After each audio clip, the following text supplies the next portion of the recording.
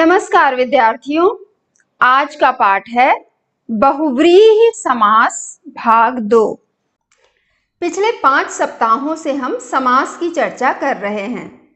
हमने समास का परिचय प्राप्त किया, समास के भेदों, अव्ययी भाव समास, तत्पुरुष समास, द्वंद्व समास और बहुव्रीहि समास के कुछ भेदों को जाना और उन्हें समझा। इसी कड़ी में आज हम बहुव्रीहि समास के कुछ अन्य भेदों की बात करेंगे। कुछ उदाहरणों के माध्यम से इसे समझेंगे। विद्यार्थियों, बहुव्रीहि समास के आज के इस पाठ को समझने के लिए उपमेय, उपमान, विशेषण, विशेष्य आदि का पूर्व ज्ञान आवश्यक है।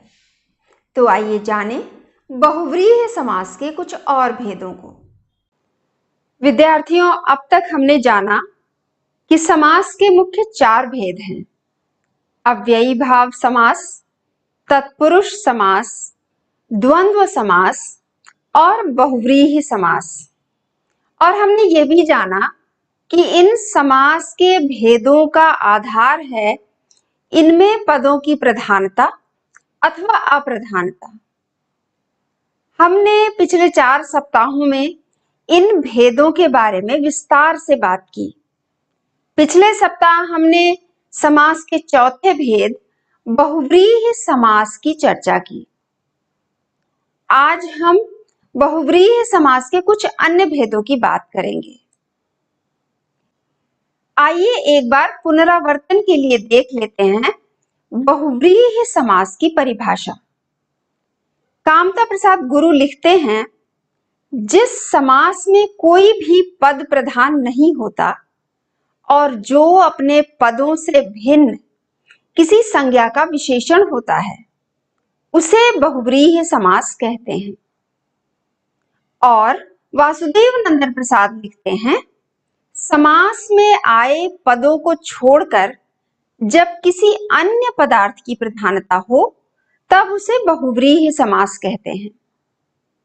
और पिछले पाठ में हमने इन परिभाषाओं की चर्चा भी की है, जैसे कि पहले पद की प्रधानता या दूसरे पद की प्रधानता के स्थान पर इन दोनों पदों को छोड़कर किसी अन्य अर्थ की प्राप्ति कैसे होती है, हमने इसे उदाहरण के माध्यम से समझा है। तो आइए एक बार हम ये भी देख लेते हैं कि बहुव्रीहि समास की पहचान क्या होती है। बहुव्रीहि समास में कोई भी पद प्रधान नहीं होता, जैसा कि अभी हमने परिभाषाओं में देखा, बल्कि समस्त पद ही किसी अन्य पद का विशेषण होता है। जैसे पीतांबर, पीला है वस्त्र जिसका, अर्थात विष्णु। तो अब देखिए, इस शब्द में पहला पद है पीत, दूसरा पद है अंबर। अगर हम इसका अर्थ लें तो अर्थ होगा पीला वस्त्र, जो कि तत्पुरुष समास हो जाएगा। लेकिन हम इसी का विग्रह अगर ऐसे करते हैं, पीला हो वस्त्र जिसका, अर्थात विष्णु, तो वह बहुव्रीहि समास है। शब्द वही है। और हमने इसकी चर्चा पिछले सप्ताह की भी थी कि कई शब्द ऐसे हैं जो तत्पुरुष समास में भी वही हैं और बहुव्रीहि में भी वही हैं। उनका अंतर हम सिर्फ विग्रह करके जान सकते हैं। तो ये बहुव्रीहि और तत्पुरुष में अंतर है।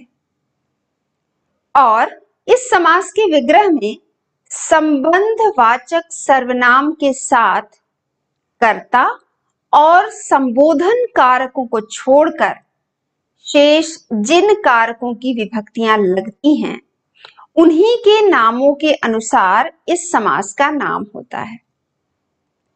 विद्यार्थियों, पिछले सप्ताह हमने इस आधार पर जो बहुव्रीहि समास के भेद किए जाते हैं, कारकों की विभक्तियों के आधार पर, इसे समझा भी है। तो आइए एक नजर डालते हैं तत्पुरुष और बहुव्रीहि समास में अंतर पर। तत्पुरुष और बहुव्रीहि समास में अंतर यह है कि तत्पुरुष समास में प्रथम पद द्वितीय पद का विशेषण होता है, जबकि बहुव्रीहि समास में प्रथम और द्वितीय दोनों पद मिलकर अपने से अलग किसी तीसरे के विशेषण होते हैं और विग्रह के अंतर से ही समझा जा सकता है कि कौन तत्पुरुष है और कौन बहुव्रीहि। विग्रह का अंतर होने से समास का और उसके साथ ही अर्थ का भी अंतर हो जाता है। जैसे पीतांबर की बात हमने की थी, पीतांबर का तत्पुरुष समास से विग्रह करने पर होगा पीला कपड़ा और बहुव्रीहि से विग्रह करने पर विष्णु अर्थ होता है। तो ये अंतर है दोनों में, जो विग्रह करने से ही जाना जा सकता है। बहुव्रीहि समास के भेद कौन कौन से होते हैं? कामता प्रसाद गुरु बहुव्रीहि समास के भेद दो आधारों पर करते हैं। एक, कारकों की विभक्तियों के आधार पर, जिसे हमने पिछले सप्ताह के पाठ में समझा, और दूसरा, बहुव्रीहि समास के पदों के स्थान अथवा उसके अर्थ की विशेषता के आधार पर। और हम इसी आधार पर किए गए भेदों को आज के इस पाठ में समझेंगे।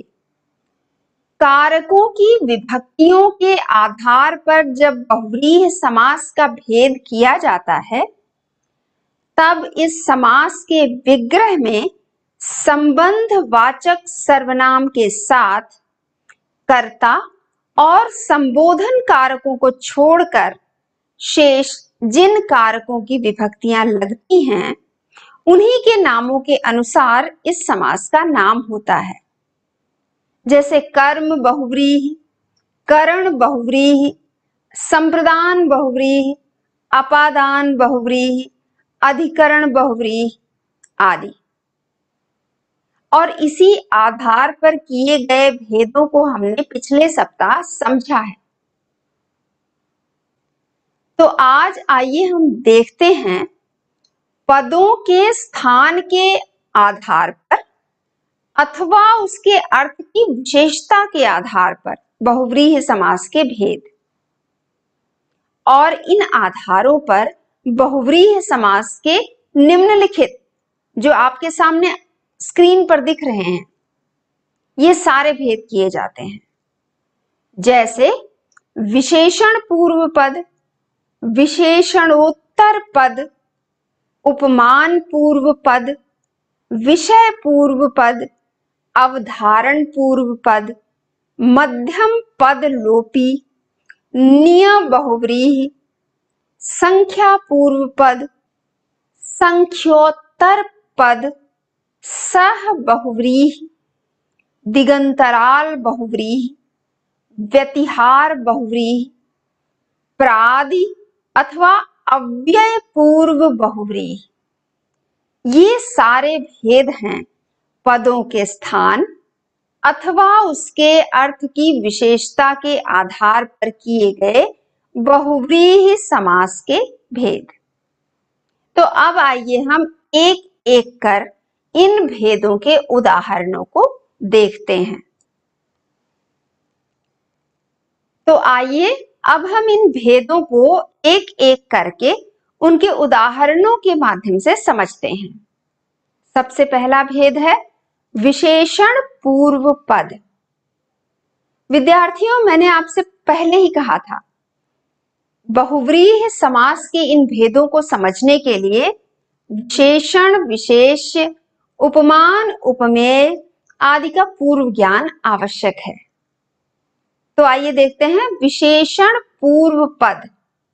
इस शब्द को समझिए पहले। वह समस्त पद जिसका पूर्व पद विशेषण हो। जैसे पीतांबर, पीत, अंबर। पीत विशेषण है और पूर्व में है, अंबर उत्तर पद है। तो पीत अंबर, पीतांबर, विशेषण पूर्व पद का उदाहरण है। इसी प्रकार मंद बुद्धि, कैसी बुद्धि? मंद बुद्धि। मंद है बुद्धि जिसकी, तो विशेषण है मंद और वह पूर्व पद है, इसलिए यह विशेषण पूर्व पद का उदाहरण है। इसी प्रकार अन्य उदाहरण भी हैं, जैसे लंब कर्ण या लमटंगा, ये स्थानीय बोली का शब्द है। लमटंगा, मिठबोला इत्यादि।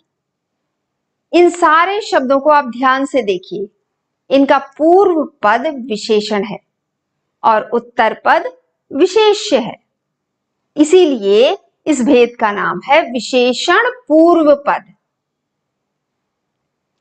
अगला उदाहरण देखिए, विशेषणोत्तर पद, अर्थात जिसका उत्तर पद विशेषण हो, जैसे शाक प्रिय, शाक है प्रिय जिसको, शाक प्रिय, प्रिय शाक अगर हम कह दे तो विशेषण पहले आ जाएगा, लेकिन यहां पर उदाहरण दिया गया है शाक प्रिय, तो विशेषण उत्तर पद है, इसीलिए विशेषणोत्तर पद का यह उदाहरण है। अगला उदाहरण देखिए, नाट्य प्रिय, कनफटा आदि।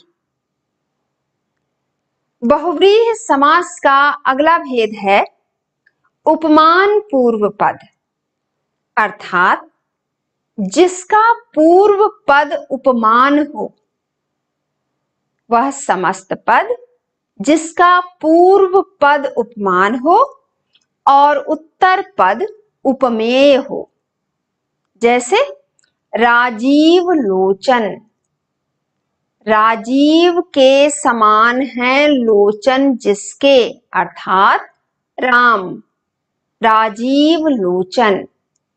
राजीव पहले है, लोचन बाद में। राजीव उपमान है, लोचन उपमेय है। अगला उदाहरण देखिए, चंद्रमुखी, चंद्र पहले जो कि उपमान है और मुखी बाद में। इसी प्रकार पाषाण हृदय, वज्रदेही आदि उदाहरण हैं। अगला भेद देखते हैं, विषय पूर्व पद, उदाहरण के माध्यम से समझते हैं इसको। शिव शब्द, शिव है शब्द जिसका, वह तपस्वी। अब देखिए, विषय पूर्व पद, शिव है शब्द जिसका। अगला उदाहरण देखिए, अहम अभिमान, अहम अर्थात मैं, यह अभिमान है जिसको, अहम अर्थात मैं, यह अभिमान है जिसको, वह अहम अभिमान इत्यादि शब्द। यूं देखा जाए तो सामान्य बोलचाल की भाषा में इस प्रकार के शब्दों का प्रयोग हम बहुधा नहीं करते हैं, लेकिन जब समास पढ़ रहे हैं तो उसका उदाहरण जानना चाहिए। इस प्रकार के और भी शब्द आप ढूंढें अपनी पुस्तकों में। अगला भेद देखिए, अवधारण पूर्व पद, उदाहरण देखिए, यशोधन, यश ही धन है जिसका। तपोबल, तप ही बल है जिसका। विद्या धन इत्यादि उदाहरण। आप इसे आसानी से आप समझ सकते हैं। अगला भेद देखिए, मध्यम पद लोपी, अर्थात वह समस्त पद जिसका मध्यम पद लुप्त हुआ है या समस्त पद के जो दो पद हैं, उन पदों के बीच में जो पद आते हैं विग्रह करने पर, उन पदों का लोप करके बनाया गया समस्त पद, मध्यम पद लोपी। जैसे कोकिल कंठी, कोकिल के कंठ के समान कंठ है जिसका, वह स्त्री।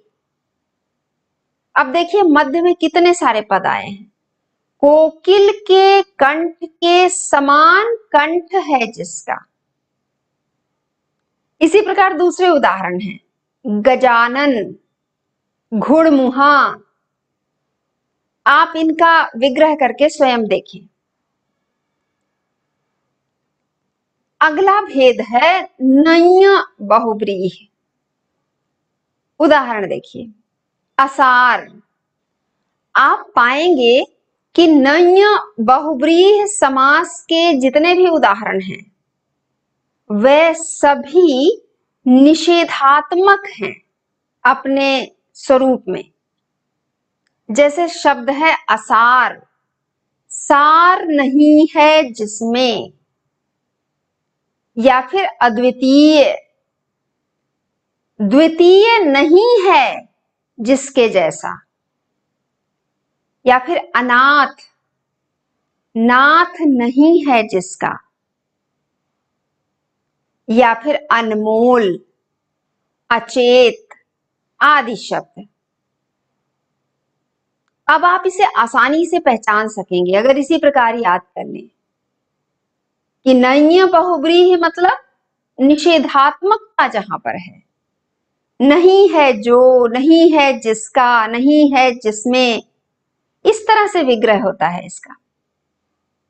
अगला भेद देखिए। संख्या पूर्व पद।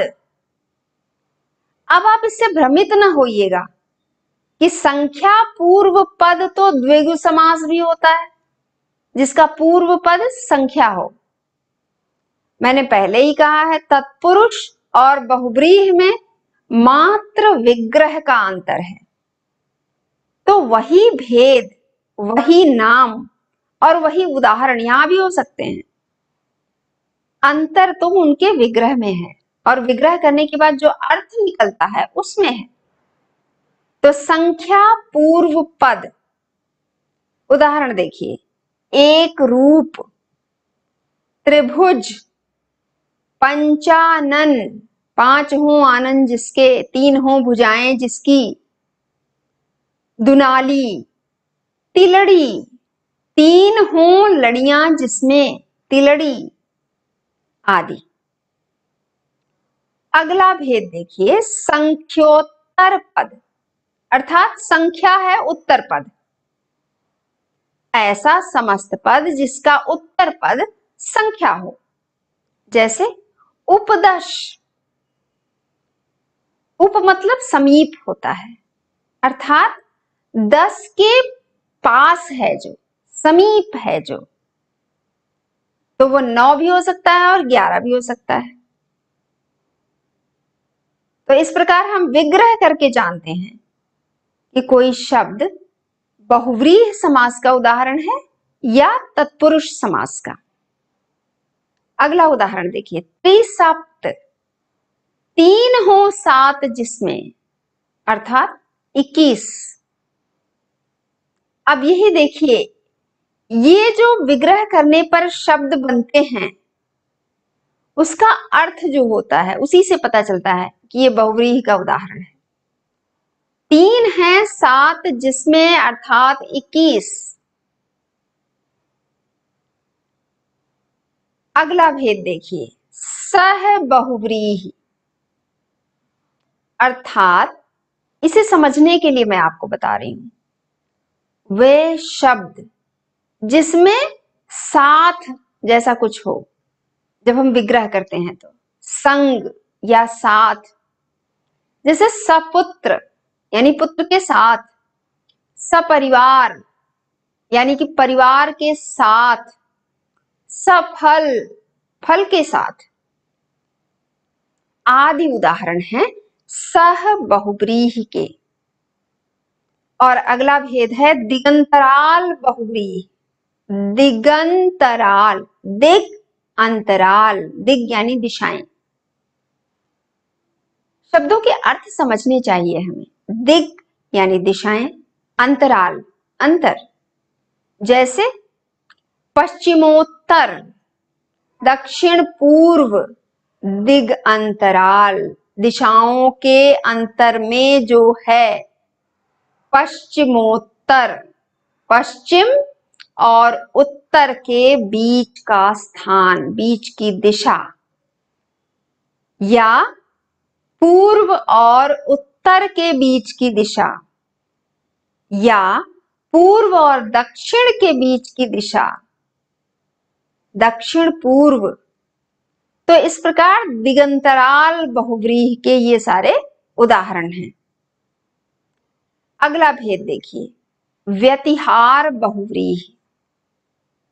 व्यतिहार, ये जो शब्द है, इसके जो उदाहरण होते हैं, उन शब्दों का अर्थ कुछ संघर्ष वाला जैसा होता है। संघर्ष की ध्वनि निकलती है वहां से, जैसे दंडा दंडी, मारा मारी, धक्का मुक्की, बदा बदी इत्यादि। ये उदाहरण हैं व्यतिहार बहुव्रीहि समास के। अगला भेद है प्रादि अथवा अव्यय पूर्व बहुव्रीहि। स्पष्ट है, वे समस्त पद जिनका पूर्व पद अव्यय हो, जैसे निर्दय, विफल, कुरूप, निर्धन आदि। तो इस प्रकार विद्यार्थियों, ये हैं बहुव्रीहि समास के वे भेद जिनका आधार पद होता है अथवा उनके अर्थ होते हैं। और इस पाठ के निर्माण में मैंने जिन पुस्तकों का आधार लिया है उनके नाम हैं हिंदी व्याकरण, इसके लेखक हैं कामता प्रसाद गुरु। आधुनिक हिंदी व्याकरण और रचना, जिसके लेखक हैं वासुदेव नंदन प्रसाद।